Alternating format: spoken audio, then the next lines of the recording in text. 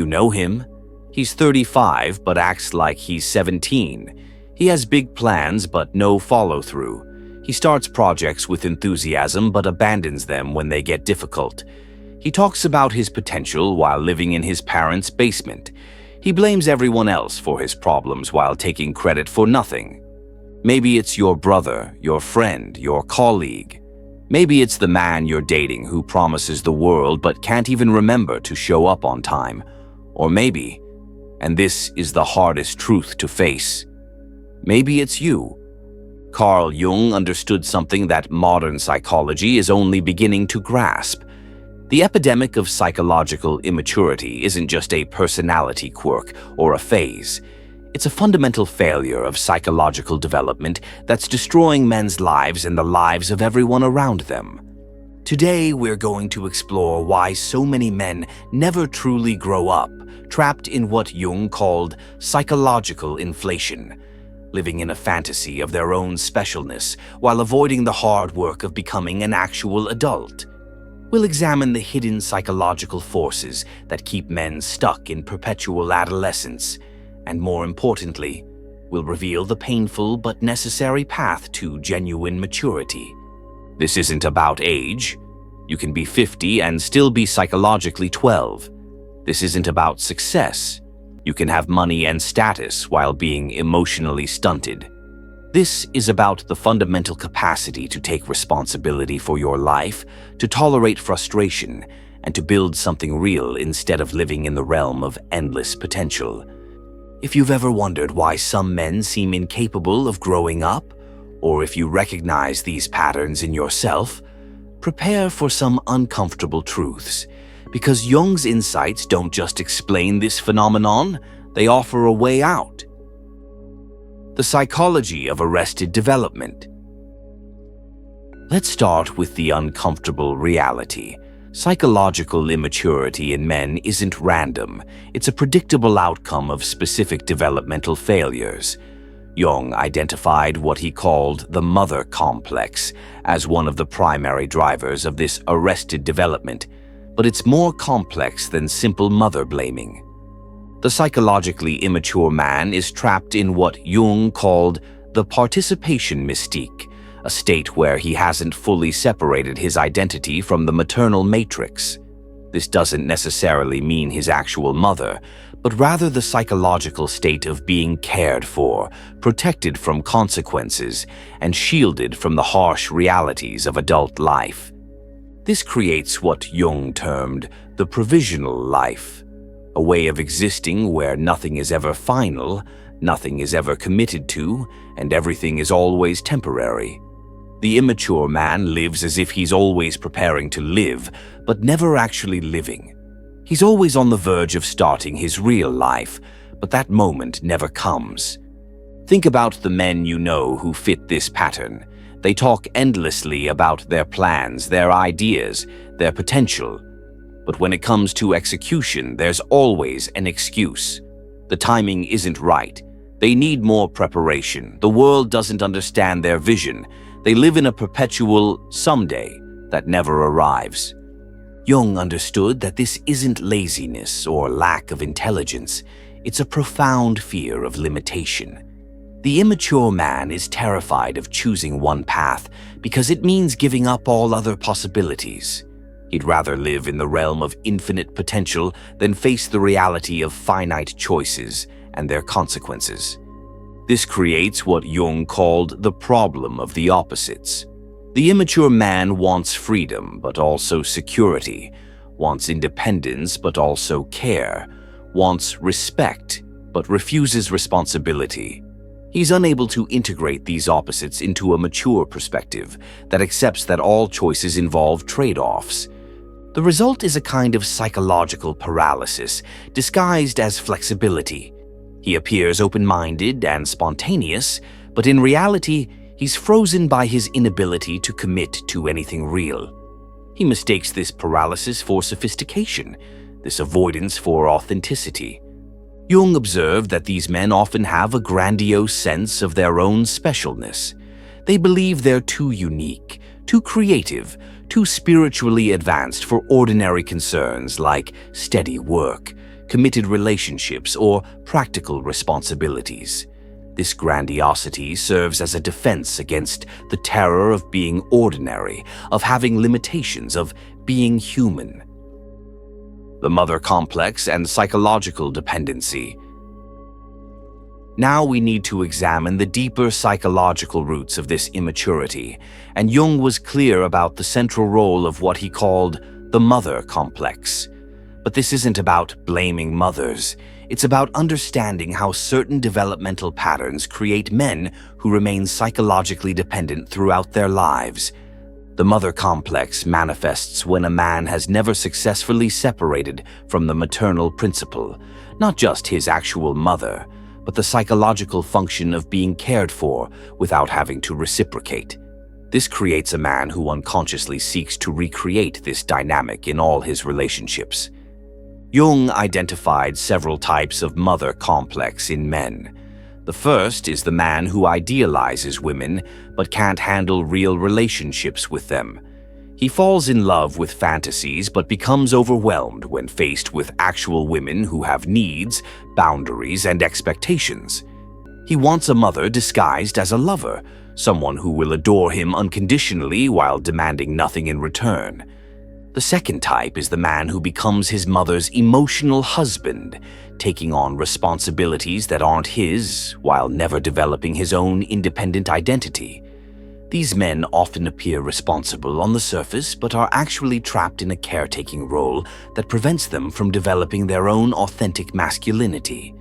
The third type is the man who rebels against all feminine authority while secretly craving it. He appears aggressively independent, but is actually terrified of being abandoned. His relationships are characterized by alternating periods of desperate clinging and hostile withdrawal. All three types share a common characteristic. They've never developed what Jung called psychological containment, the ability to hold their own emotions, tolerate frustration, and self-regulate without external support. They remain emotionally dependent on others to manage their internal states. This dependency manifests in subtle but destructive ways. They make others responsible for their moods, their motivation, their decisions. They become angry when others don't anticipate their needs, resentful when they're expected to give more than they receive, and confused when their charm and potential aren't enough to sustain relationships. Jung understood that breaking free from the mother complex requires a kind of psychological death and rebirth. The man must be willing to give up the comfort of being cared for and face the terror of being alone with himself. This process is so painful that most men avoid it indefinitely, preferring the familiar misery of dependency to the unknown challenges of autonomy. The tragedy is that these men often have tremendous potential. They're frequently intelligent, creative, and sensitive, but their refusal to undergo the necessary psychological maturation process means their gifts remain forever unrealized, trapped in the realm of possibility rather than actualized in reality. The addiction to potential. One of Jung's most penetrating insights about immature men is their addiction to potential rather than achievement. This isn't about ambition, it's about the psychological comfort of living in the realm of what could be, rather than facing the limitations of what is. The psychologically immature man becomes intoxicated by his own possibilities. He sees himself as someone who could write the great novel, could start the revolutionary business, could become the enlightened spiritual teacher. The key word here is could. He lives in a perpetual state of conditional possibility that never requires him to actually do anything. This addiction to potential serves several psychological functions. First, it protects his ego from the humiliation of failure. You can't fail at something you never actually attempt. Second, it maintains his sense of specialness. As long as his greatness remains potential, it can't be measured against ordinary standards. Third, it gives him a constant source of fantasy material that provides emotional satisfaction without requiring any real effort. Jung called this psychological inflation. The ego becomes identified with archetypal images of greatness rather than accepting the limitations of actual human existence. The immature man doesn't see himself as he is. He sees himself as the hero of his own mythological story. This inflation manifests in characteristic ways. He talks about his projects in grandiose terms while making minimal actual progress. He has strong opinions about how things should be done, but little experience actually doing them. He criticizes others for being conventional, while his own unconventionality produces nothing of value. The addiction to potential also creates a peculiar relationship with time. The immature man lives as if he has unlimited time to actualize his greatness.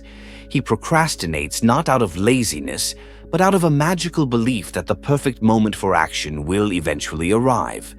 He waits for inspiration, for the right circumstances, for external validation, anything to avoid the messy, imperfect process of actually building something real. Jung observed that this pattern often intensifies with age rather than diminishing. As the gap between potential and reality widens, the immature man doesn't adjust his expectations. He doubles down on his fantasies.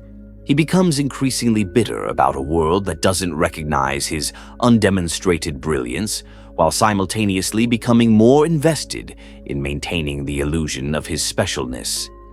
The psychological function of this addiction becomes clear when you consider the alternative. Actually pursuing his potential would require the immature man to face his limitations, accept feedback, tolerate criticism, and work within constraints. It would mean discovering that he's not as special as he believes, that success requires sustained effort, and that most achievements are incremental rather than revolutionary. This is why potential becomes a drug for these men. It provides the emotional payoff of greatness without requiring the psychological maturation that real achievement demands. They can feel superior without proving superiority, feel important without taking responsibility, feel creative without creating anything substantial. The flight from responsibility. At the core of psychological immaturity lies what Jung identified as the fundamental fear of responsibility. This isn't just about avoiding duties or obligations. It's about a deeper terror of being accountable for the consequences of one's choices and the direction of one's life. The immature man has learned to navigate life through what Jung called provisional arrangements. Everything is temporary, conditional, subject to change without notice. He takes jobs that don't require long-term commitment, enters relationships without real investment, and makes decisions that can be easily reversed. This isn't flexibility, it's a sophisticated form of irresponsibility. Jung understood that this flight from responsibility stems from a profound anxiety about limitation and finitude. When you take responsibility for something, you're acknowledging that your choices matter, that your actions have consequences, and that you can't control all outcomes. For the immature man, this is psychologically intolerable. This manifests in characteristic patterns of behavior. He avoids making definitive statements about his beliefs or values because that would make him accountable to them. He keeps his options open in relationships because commitment would mean choosing one person over all others. He pursues careers that allow him to remain a student or apprentice because full professional responsibility would mean accepting the limitations of his actual abilities. The flight from responsibility also creates what Jung called the problem of moral development. The immature man never develops a genuine ethical framework because ethics require taking responsibility for your impact on others. Instead, he operates from what feels good in the moment, what maintains his image, or what keeps him comfortable. This creates a peculiar form of selfishness that doesn't recognize itself as such. The immature man genuinely believes he's being authentic, spontaneous, and true to himself. He doesn't see that his refusal to take responsibility is actually a form of exploitation. He's expecting others to carry the weight he won't shoulder himself. Jung observed that this pattern often creates what he called the helper complex in the people around these men. Friends, family members, and romantic partners unconsciously take on the responsibilities the immature man avoids, enabling his continued avoidance while becoming increasingly resentful about it. The tragedy is that responsibility, which the immature man fears as limitation, is actually the pathway to authentic freedom and power. When you take responsibility for your choices, you gain the ability to consciously shape your life. When you accept accountability for outcomes, you develop genuine competence and confidence. When you honor your commitments, you build trust and respect in relationships. But the immature man can't see this because his entire psychological structure is organized around avoiding the anxiety that responsibility creates. He's trapped in a prison of his own making, unable to access the very experiences that would lead to genuine fulfillment and growth. The shadow of perpetual adolescence. Jung understood that every psychological pattern has a shadow side, the hidden, rejected aspects that the conscious mind refuses to acknowledge. The shadow of perpetual adolescence is particularly dark because it involves the systematic destruction of everything that could lead to genuine maturity and fulfillment. The first aspect of this shadow is what Jung called chronic disappointment. The immature man expects life to provide him with excitement, recognition, and satisfaction without requiring much effort from him. When reality fails to meet these expectations, which it inevitably does, he doesn't adjust his expectations. Instead, he becomes increasingly disappointed and resentful. This disappointment isn't random. It's the natural consequence of approaching life as a consumer rather than a creator. The immature man wants to be entertained by life rather than engaged with it, wants to be recognized for his potential rather than his achievements, wants to be loved for who he might become rather than who he actually is. The second shadow element is the unconscious aggression toward anyone who represents genuine maturity. The immature man can't tolerate being around people who have successfully made the transition to adulthood because their very existence challenges his defensive structure. He becomes critical of conventional people, dismissive of ordinary achievements, and contemptuous of boring responsibilities. This aggression often manifests as passive-aggressive behavior. He sabotages opportunities that would require him to grow up, undermines relationships that demand maturity, and creates chaos in situations that require stability. But he does this unconsciously, maintaining his self-image as someone who wants good things to happen while unconsciously ensuring they don't. The third shadow aspect is what Jung called spiritual materialism, using psychological and spiritual concepts to justify immaturity.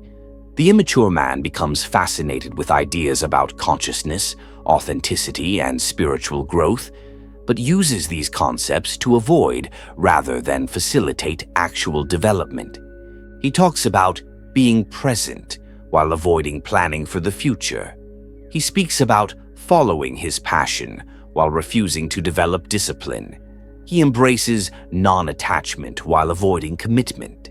He's attracted to spiritual teachings that seem to validate his refusal to engage with ordinary reality, missing their actual message about the necessity of integration and embodiment. The fourth shadow element is the unconscious manipulation of others through perceived helplessness. The immature man learns to use his incompetence, his sensitivity, his artistic nature, or his spiritual seeking as ways to get others to take care of him while making them feel guilty for expecting more. This manipulation is particularly insidious because it's often unconscious. The immature man genuinely experiences himself as misunderstood, overwhelmed, or unable to cope with ordinary demands. He doesn't recognize that his helplessness is a strategy for avoiding responsibility while maintaining the benefits of being cared for. Jung emphasized that these shadow elements don't disappear on their own. They must be consciously recognized and integrated. This requires the immature man to face the painful truth about his own patterns, to acknowledge the ways he's been avoiding life, and to take responsibility for the impact of his immaturity on himself and others. The path to genuine maturity. So, what does genuine psychological maturity look like according to Jung, and how does a man trapped in perpetual adolescence begin the journey toward authentic adulthood? The answer is both simple and profoundly challenging. He must be willing to sacrifice his illusions for reality, his potential for achievement, and his comfort for growth. Jung called this process individuation, the journey toward becoming a whole, integrated person capable of taking responsibility for their own life and contributing meaningfully to the world. For the immature man, this requires several specific psychological shifts. First, he must develop what Jung called the capacity for suffering. This doesn't mean becoming masochistic. It means learning to tolerate psychological discomfort without immediately seeking escape. The immature man has learned to avoid all forms of psychological pain, but growth requires the ability to sit with frustration, disappointment, and anxiety without running away. Second, he must cultivate temporal consciousness, an awareness of time and mortality that creates urgency about actually living his life. The immature man lives as if he has unlimited time, but maturity requires accepting that time is finite and choices matter. Third, he must develop psychological containment, the ability to hold his own emotions and regulate his own states without requiring others to manage them for him. This is perhaps the most fundamental shift because it breaks the cycle of emotional dependency that keeps him trapped in adolescent patterns.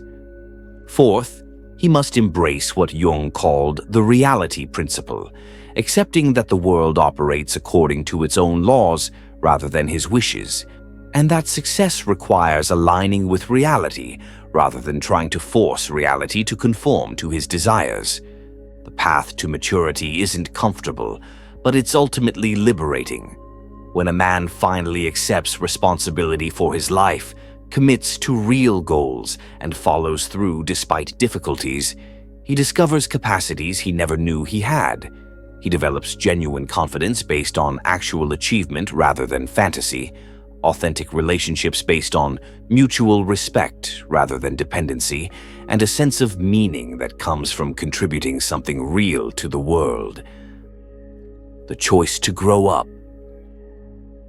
You've reached a crossroads. If you recognize these patterns in yourself, you have a choice to make. Remain trapped in the comfortable prison of perpetual adolescence, or begin the difficult but rewarding journey toward genuine maturity. Jung was clear about this. No one can force you to grow up. The choice must come from within, motivated by your own recognition that your current patterns aren't serving you or anyone around you. You must be willing to give up the fantasy of unlimited potential for the reality of limited but actual achievement. This doesn't mean killing your creativity, your dreams, or your sense of possibility. It means channeling these qualities through the discipline of commitment, the structure of responsibility, and the reality of sustained effort. It means becoming someone who builds rather than just dreams, who follows through rather than just begins, who takes accountability rather than just takes credit. The immature man always has reasons why now isn't the right time to grow up. The mature man recognizes that the right time is always now, and the only person who can make it happen is himself. What pattern of immaturity are you ready to outgrow? Your honest self-reflection might inspire someone else to begin their own journey toward authentic adulthood. The world needs fewer perpetual boys and more genuine men. The choice to become one starts today.